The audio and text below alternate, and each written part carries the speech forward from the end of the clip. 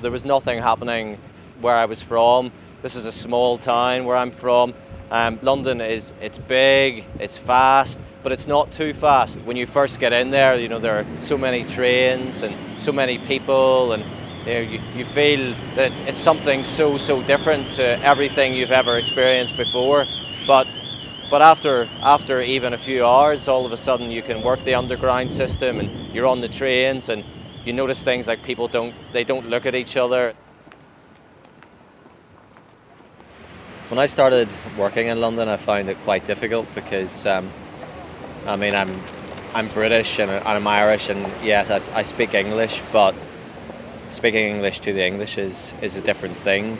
And I find that whenever I was in the workplace, that it's a completely different kind of communication, and that was something that was quite difficult for me, because you find that the English, particularly the educated English, even though I'm an English speaker educated in an English school in Ireland, they say things differently, and they're probably a lot more eloquent and even sophisticated in their use of language. And whenever I would try and communicate, sometimes that would make me feel quite clumsy, a bit inferior almost, and it takes a long time to work out that that's actually nothing to do with intelligence, and just that they have been brought up with different things, particularly the educated classes. London it's a difficult place if you want to be here and be on your own, but it's also a difficult place to make friends, particularly with an accent, because you still feel, I can say I'm British, which I can because I'm from Northern Ireland, but I'm not English. And for so many English who are most British people, being British is being English, and being English is being British.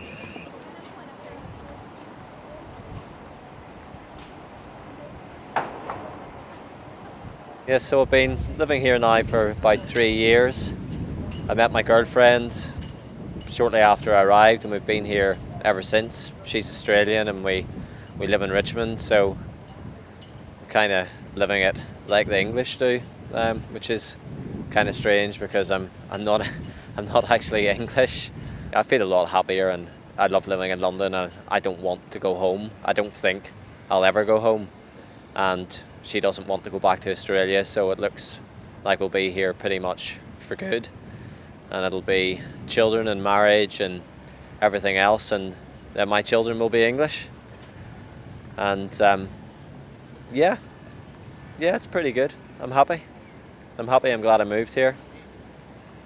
It was difficult at times, but very rarely now that we have any problems or I have any problems. And I'll never be English, but I certainly feel like I belong here, and I don't feel so much like a foreigner anymore in my own country.